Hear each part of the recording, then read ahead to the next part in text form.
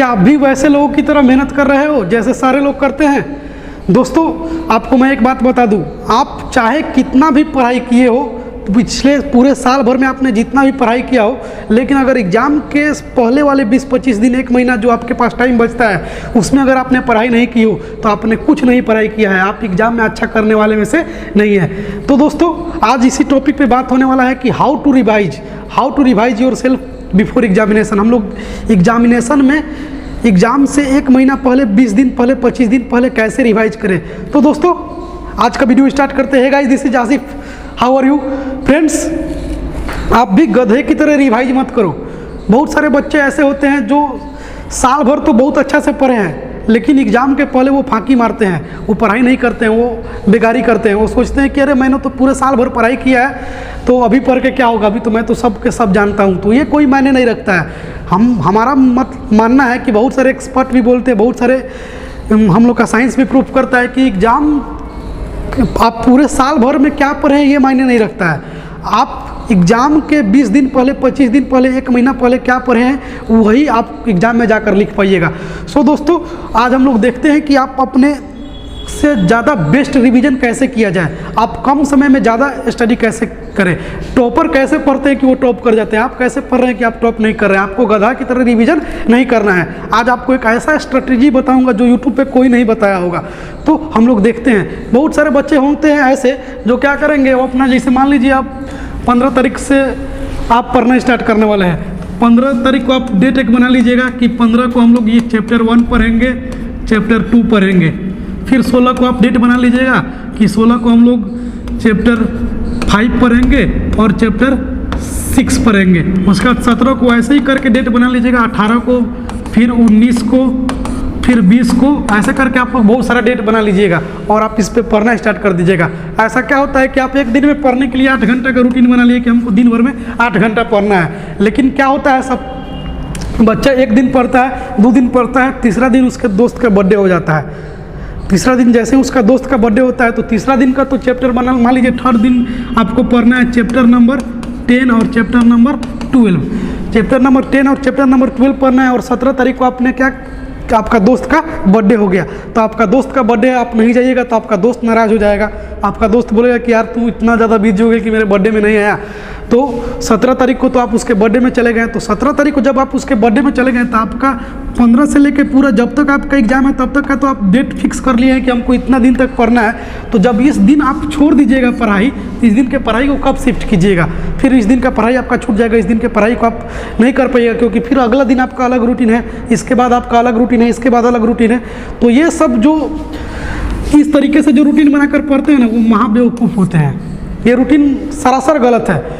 मैंने भी बहुत दिनों से पढ़ रहा हूँ, पढ़ा रहा हूँ, तो मुझे भी बहुत सारा एक्सपीरियंस हो चुका है। मैंने भी बहुत सारा गलती की, बहुत ज़्यादा सीखी। तो आपको ऐसे गलती नहीं करना है, आपको जैसे टॉपर पढ़ते हैं वैसे पढ़ना है। क्यों टॉपर, क्यों थोड़ा देर पढ़ के ज़्यादा चीज़ गेन कर लेते हैं? क्यों आपके क्लास में वैसा लड़का बहुत होंगे जो पढ़ते बहुत कम होंगे लेकिन नंबर उनका ज़्यादा आता है। क्यों? क्योंकि वो उनका स्ट्रेटेजी एक अच्छा है। तो अपना स्ट्रेटेजी को अच्छा बनाइए। आप वीडियो को पूरा अंत तक देखिए। मैंने अपने क्लास 12 के दौरान मैंने क्या गलती की थी, जो गलती आप मत कीजिएगा। क्लास 10th के दौरान तो नहीं, लेकिन क्लास 12 के दौरान मैंने एक गलती की थी, जिस गलती को मैं बताऊंगा कि आप उस गलती को मत कीजिएगा। उससे पहले मैं बताता हूं कि टॉपर्स कैसे पढ़ते हैं। तो एक लो कैटेगरी का जो स्टूडेंट होता है कुछ इस तरीके से पढ़ेगा, पूरा एक हफ्ता का रूटीन बना लेगा, एक महीना का रूटीन बना लेगा और 1-2 दिन कंसिस्टेंसी पढ़ेगा, 2 दिन पढ़ेगा, 3 दिन पढ़ेगा, चौथा दिन नहीं पढ़ेगा। चौथा दिन उसका दोस्त का बर्थडे हो गया, 5वां दिन उसका गर्लफ्रेंड का बर्थडे हो गया, 6ठा दिन किसी का शादी हो गया, तो फिर वो उसका पढ़ाई गैप हो गया। तो एक होता है एवरेज स्टूडेंट। एवरेज स्टूडेंट किसको बोलते हैं? एवरेज स्टूडेंट जो रूटीन बनाएगा, एवरेज स्टूडेंट रूटीन बनाएगा, जो एवरेज स्टूडेंट रहेगा वो रूटीन बनाएगा कि उसका तो सबसे पहले एग्जाम का मंथ, 1 महीना पहले उसका पूरा सिलेबस कंप्लीट हो गया होगा, सिलेबस उसका कंप्लीट हो चुका होगा। तो सिलेबस कंप्लीट होगा तो क्या करेगा? रिवीजन करेगा। रिवीजन करने के बाद वो फिर सैंपल पेपर को सॉल्व करेगा। तो जैसे ही उस बच्चे का, जो एवरेज स्टूडेंट होते हैं, उस बच्चे का सिलेबस कंप्लीट हो गया है तो वो रिवीजन करेगा, रिवीजन करने के बाद क्या करेगा, सैम्पल क्वेश्चन पेपर करेगा। तो क्या आपको भी ऐसे ही करना है? नहीं, आपको भी ऐसे नहीं करना है। मैं आपको टॉपर्स का बताऊंगा। टॉपर्स क्या करते हैं, टॉपर्स बनना है आपको। You don't have to be ordinary student, you have to be extraordinary. आपको एक्स्ट्रा बनना है, क्योंकि इस दुनिया में कम्पीट तभी कीजिएगा जब एक्स्ट्रा बनिएगा तब। क्योंकि जिस समय आप पबजी खेल रहे होंगे, जिस समय आप सो रहे होंगे, उस समय कोई ना कोई बंदा पढ़ रहा होगा, और वो बंदा जिस दिन आपसे मिलेगा वो आपसे आगे होगा। इसीलिए आपको टॉपर्स की तरह बिहेव करना है। तो टॉपर्स की तरह बिहेव करने के लिए टॉपर्स का फोकस क्या होता है, टॉपर्स कैसे पढ़ते हैं उसको हम लोग देखते हैं। टॉपर्स जो होते हैं कुछ इस प्रकार पढ़ते हैं। टॉपर्स जो होते हैं कुछ इस प्रकार पढ़ते हैं। वो उनका भी सिलेबस कंप्लीट हो चुका होगा, सिलेबस कंप्लीट उनका हो गया है। तो उसके बाद वो सैंपल पेपर करेंगे। क्या करेंगे, सैंपल पेपर करेंगे। सैंपल पेपर कौन सा करना बढ़िया होता है, 1 से 2 दिन में हम वीडियो आपको दे देंगे। सिलेबस के बाद वो जो टॉपर्स होंगे वो सैंपल पेपर करेंगे। और सैंपल पेपर जब वो कर लेंगे तो सैंपल तो आप सोचिएगा कि सर जब मेरा सिलेबस कंप्लीट हो गया और मैंने रिवीजन नहीं किया तो सैंपल पेपर कैसे करूंगा। तो यही तो मेन पॉइंट है जो टॉपर्स करते हैं, यही मेन पॉइंट है। It is the actual point दो which is done by toppers. Topper यही करते हैं। क्यों? क्योंकि वो सिलेबस कंप्लीट होने के बाद रिवीजन नहीं करते, रिवीजन बाद में करेंगे। वो पहले सैंपल पेपर करते हैं। जब वो सैंपल पेपर करेंगे तो सैंपल पेपर करने के बाद उनको पता चल जाएगा कि मेरा वीक पॉइंट क्या है। वीक पॉइंट यानी जब आप क्वेश्चन को कीजिएगा तो आपका एनालिसिस होगा कि मेरे अंदर कमी क्या है, where I am getting fault, where I am taken mistake, हम गलती कहाँ पे कर रहे हैं। तो सैंपल पेपर जब आप कीजिएगा तो मान लीजिए आपका रिफ्लेक्शन में प्रॉब्लम है, रिफ्लेक्शन के न्यूमेरिकल में प्रॉब्लम है, या फिर इलेक्ट्रिक करंट के न्यूमेरिकल में आपको प्रॉब्लम है, या फिर बायोलॉजी में हेरेडिटी के न्यूमेरिकल आपसे नहीं हो रहा है, या फिर कंट्रोलर कोऑर्डिनेशन आपको नहीं आ रहा है। तो इस समय आपका क्या होगा कि सैंपल पेपर जब कीजिएगा तो आपको कौन कौन सा चीज़ नहीं आ रहा है वो चीज़ आपको पता चल जाएगा कि मेरा वीक पॉइंट क्या है। जिससे जाहिर सी बात है कि आपने पूरा सिलेबस कंप्लीट किया है तो कोई आपका ऐसा चैप्टर नहीं होगा जिसमें आप कुछ नहीं जानते होंगे। जब आपने पूरा सिलेबस को पढ़ रखा है तो हर चैप्टर का हर पॉइंट आपको मालूम होगा। हाँ, बशर्ते आपको चैप्टर, आप ये नहीं कह सकते कि हमको इलेक्ट्रिक करंट तो थोड़ा भी नहीं आता है, हमको तो लाइट चैप्टर थोड़ा भी नहीं आता है, हमको तो कंट्रोल एंड कोऑर्डिनेशन समझ में ही नहीं आता है, क्या करें, हमको बायोलॉजी तो समझ में नहीं आता। ऐसा कुछ नहीं है। अगर आप क्लास अटेंड किए होंगे, अगर आप पढ़े होंगे तो आपको थोड़ा ना थोड़ा बहुत आता ही होगा। जैसे मान लीजिए आप इलेक्ट्रिक करंट पढ़े और आपका इलेक्ट्रिक करंट चैप्टर कमजोर है तो इलेक्ट्रिक करंट चैप्टर में आपका कोई टॉपिक कमजोर हो सकता है। टॉपिक में हो सकता है रेजिस्टेंस आपका कमजोर होगा, ओम्स लॉ कमजोर हो सकता है, लेकिन आपको तो ये तो मालूम होगा कि इलेक्ट्रिक करंट का डिफिनेशन क्या होता है, पोटेंशियल डिफरेंस क्या होता है, ये सब चीज़ तो मालूम होगा, ट्रांसफार्मर क्या होता है। तो उसमें हर चैप्टर में हर इंसान का कोई ना कोई टॉपिक में वीकनेस होता है। ऐसा नहीं होता है कि पूरे चैप्टर किसी को कमजोर हो। ऐसा जो बोलता है तो सोचिए कि वो साफ गधा है, वो पढ़ता उड़ता है नहीं, वो खाली फांकी मारता है। तो गधा की तरह आपको एक्ट नहीं करना है। आपको अगर सिलेबस कंप्लीट होगा तो कुछ ना कुछ आप लोग जानते ही होंगे। और जब आप अपने सैंपल पेपर को किए होंगे तो अपना एनालिसिस हो गया होगा। आपका एनालिसिस समझ रहे हैं, अपना विश्लेषण कि हमको क्या क्या आता है, क्या क्या नहीं आता है। जब आपको पता चल जाएगा कि हमको फिजिक्स में ये नहीं आता है, केमिस्ट्री में ये नहीं आता है, बायोलॉजी में ये नहीं आता है, मैथमेटिक्स में ये नहीं आता है, एसएसटी में मेरा ये इस चैप्टर में थोड़ा सा हमको कमजोरी नज़र आ रहा है, इंग्लिश का ये चैप्टर हम इस चैप्टर का क्वेश्चन आंसर हमसे याद नहीं हो रहा है, तो आपको बहुत सारा चीज़ समझ में आ गया होगा कि कौन चीज़ आपको आता है, कौन चीज़ आपको नहीं आता है। तो उस समय जब आप एनालिसिस कर लीजिएगा तो उसके बाद आप स्टार्ट कीजिएगा। टॉपर जो होते हैं सैंपल पेपर करने के बाद क्या करते हैं, रिवीजन करते हैं। क्या करते हैं, रिवीजन। अब आप जब रिवीजन कीजिएगा ना तो आप रिवीजन कीजिएगा तो आपको समझ में आएगा कि हमको वही टॉपिक पढ़ना है जो हमको आता नहीं है। तब जब आप रिवीजन कीजिएगा तो आपको रिफ्लेक्शन नहीं आता है तो रिफ्लेक्शन पढ़िएगा, इलेक्ट्रिक करंट नहीं आता है तो इलेक्ट्रिक करंट पढ़िएगा, हेरिडिटी नहीं आता है तो हेरिडिटी पढ़िएगा, कार्बन एंड कंपाउंड्स नहीं आता है तो उसको पढ़िएगा। तो जब रिवीजन करना है ना तो रिवीजन करते समय आपको इस चीज़ को ध्यान रखना है कि आप को जो चैप्टर अच्छा से आता है, जो टॉपिक अच्छा से आता है उसको एक बार पढ़ के छोड़ दीजिए। लेकिन जो टॉपिक आपको नहीं आता है उसको बार बार पढ़िए ताकि उस टॉपिक में भी आपका मास्टरी हासिल हो जाए। तो जो टॉपर्स होते हैं पहले सिलेबस करेंगे, फिर सैंपल पेपर करेंगे, फिर सैंपल पेपर करने के बाद वो अपने आप को एनालिसिस कर लेंगे। एनालिसिस करने के बाद कि हमको क्या आता है क्या नहीं आता है, उसके बाद वो रिवीजन करेंगे। तब जाके जब रिवीजन कीजिएगा ना तो 100% प्रोडक्टिविटी आएगी, और 100% प्रोडक्टिविटी आएगी तो जाहिर सी बात है कि आप अच्छा काम को कीजिएगा अपने तरीक़ा से। तो दोस्तों अब देखिए कि टॉपर्स का स्टडी टाइम कैसा होना चाहिए, वो रूटीन कैसे बनाए कि वो आगे की ओर बढ़ पाए। तो चलिए हम लोग इसको देखते हैं, थोड़ा सा हम लोग इसको देखते हैं कि मान लीजिए यहाँ पे आपका टाइम टेबल एक बना लिए, टाइम टेबल बना लिए। आपको पूरा के पूरा मालूम है कि ये आज साइंस में हमको क्या क्या पढ़ना है, मैथ में हमको क्या क्या पढ़ना है, एसएसटी में आपको क्या क्या पढ़ना है। आप सब चीज़ का एक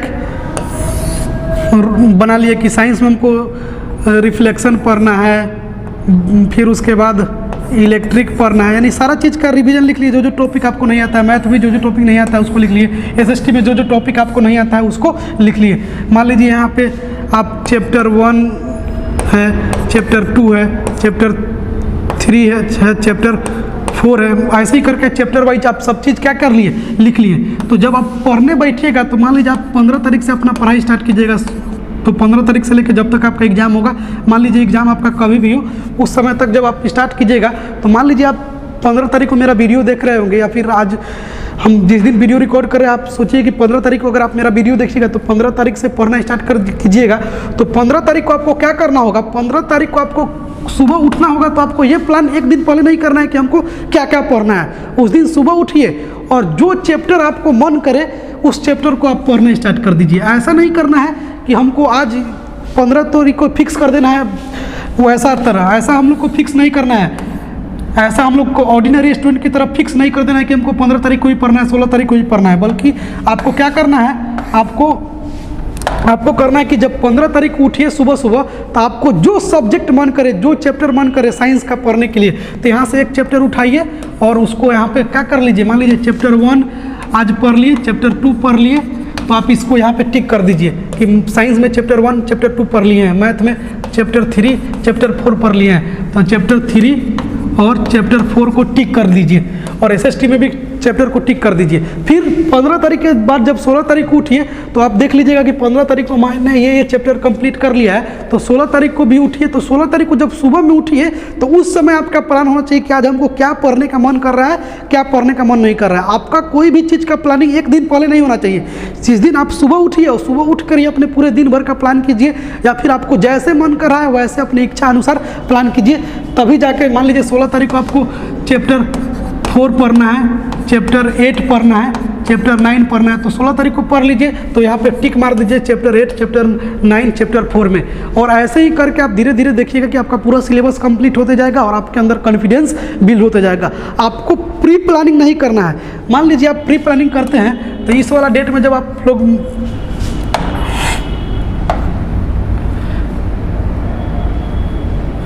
यहाँ पर मान लीजिए ये वाला रूटीन गलत किस लिए है, ये वाला रूटीन इसलिए गलत है, एक तो इसमें आपका टाइम कभी भी शादी या फिर मैरिज सेरेमनी या फिर बर्थडे पार्टी में जा सकते हैं, तो इससे आपका टाइम खराब होगा। दूसरा इसमें गलती क्या है, इसमें दूसरा गलती ये है कि किसी दिन आपका तबीयत भी खराब हो सकता है। तीसरा गलती इसमें क्या है कि इसमें सीक्वेंस में कोई चीज़ है नहीं। लेकिन इसमें क्या होगा, टॉपर्स वाला में क्या होगा, इसमें होगा कि आप सिलेबस को पढ़ लिए हैं, फिर उसके बाद सैम्पल पेपर भी कर लिए हैं। सैम्पल पेपर करने के बाद आप अपना एनालिसिस भी कर लिए हैं कि हमको कौन कौन सा चैप्टर आता है, कौन कौन सा चैप्टर नहीं आता है, कौन चैप्टर वीक है, कौन चैप्टर स्ट्रॉन्ग है। उसके बाद जब आपका स्ट्रॉन्ग और वीकनेस का पता चल जाएगा तो रिवीजन उसी बेसिस पे कीजिएगा। उसके बाद जब रिवीजन करने लगिएगा तो आपको सब चीज़ क्लियर होता हुआ नजर आएगा। तो गाइज ये टॉपर्स का स्टडी था और मैंने आपको बताया था कि मैंने क्या गलती की थी 12 में, कि मेरा 12 में गड़बड़ा गया था थोड़ा। तो मैंने 12 में यही गलती की थी कि मैंने साल भर तो बहुत अच्छा से पढ़ाई किया था, लेकिन जो फरवरी मार्च और जनवरी का मंथ होता है उसमें मैंने ये सोच रखा था कि मेरा सिलेबस तो दिसंबर में ही खत्म हो गया, मैं बहुत तेज हूँ, हम तो सब परीक्षा में आएगा तो क्वेश्चन कर देंगे। और मेरे अंदर बहुत ज़्यादा ओवर कॉन्फिडेंस आ गया। ओवर कॉन्फिडेंस आने के कारण जब मैं जनवरी मिड से मैथ सॉल्व करना स्टार्ट किया, साइंस का क्वेश्चन सॉल्व करना स्टार्ट किया, तो देखा कि मेरे से तो मैथ बन रहा था लेकिन वो स्पीड नहीं आ पा रही थी। फिर मेरा दिमाग फ्रस्ट्रेशन में होने लगा कि कैसे करूं, मैं तो सब पढ़ा था लेकिन सब भूल जा रहा हूँ, डिफरेंशियल कैलकुलस वगैरह सब में मतलब बहुत ज़्यादा प्रॉब्लम हो रही थी। तो आपको वैसे नहीं करना है। क्यों? मेरे अंदर ओवर कॉन्फिडेंस आ गया और मैं परीक्षा के पहले अच्छा से पढ़ाई नहीं कर पाया, लेकिन फिर भी हमको तो 15 जनवरी को ही पता चल गया कि मैं क्या हूँ, तो मैंने अपने आप को संभाल लिया, फिर भी मेरा 12 में अच्छा खासा मार्क्स आ गया। लेकिन आपको ऐसा गलती नहीं करें, कोई बात नहीं, आप साल भर नहीं पढ़े, क्या दिक्कत है? साल भर नहीं पढ़े तो नहीं पढ़े, लेकिन अभी जो आपका समय है परीक्षा से 15-20 दिन पहले, CBSE वालों, 10th वालों, 12 वालों, आप इस बात को कान कर सुन लो। आप साल भर नहीं पढ़े, कोई दिक्कत नहीं, आप अभी से पढ़ना स्टार्ट कर दीजिए। अभी से अगर आप पढ़ना स्टार्ट कर दीजिएगा तो गारंटी है कि आप चाहिएगा तो 90+ मार्क्स ला सकते हैं, क्योंकि हर टॉपर्स का यही कहानी होती है कि वो साल भर नहीं पढ़ता है और परीक्षा के समय पढ़ के वो क्या होता है, अच्छा मार्क्स लाता है। आपको भी फेसबुक, ट्विटर, व्हाट्सअप, ये सारे गंदी चीज़ों से दूर रह रहे हैं। ये सब कोरोना वायरस से भी खतरनाक वायरस है आपके लिए। ये बात समझ लीजिए कि जो आपका फेसबुक है, इंस्टाग्राम है, जो भी सोशल मीडिया हैंडल है, अभी आप स्टूडेंट हैं, आप स्टूडेंट के लिए कोरोना वायरस से भी ज़्यादा खतरनाक है। ये आपको हर हमेशा मिसलीड करेगा। आप हो सके तो नया ईमेल आईडी बना लीजिए कि जब आप यूट्यूब चैनल पे जाए तो वही चीज़ आपको रिकमेंड करे यूट्यूब जो आपको पढ़ने वाला हो। आप अपने ज़्यादा से ज़्यादा टाइम पढ़ाई पे फोकस कीजिए। इस समय वैसे लोगों से मत मिलिए जो लोग बोलते हैं कि अरे ये एग्जाम तो बहुत हार्ड होता है, ये चैप्टर बहुत हार्ड है। अरे वो चैप्टर उसके लिए हार्ड होगा, आपके लिए थोड़ी हार्ड है। तो इस चीज़ को ध्यान रखिए। आप अकेला रहिए और अकेला रहकर ज़्यादा कोशिश कीजिए, किसी से सलाह मत मांगिए, क्योंकि जो लोग खुद सफल नहीं है वो आपको क्या सलाह देंगे। तो इसलिए जो खुद सफल नहीं है वैसे लोगों से सलाह लेना बंद कर दीजिए। और तब तक के लिए आज के लिए इतना ही रहने देते हैं, फिर मिलते हैं नेक्स्ट क्लास में। तब तक के लिए see you, bye bye, nice, take care.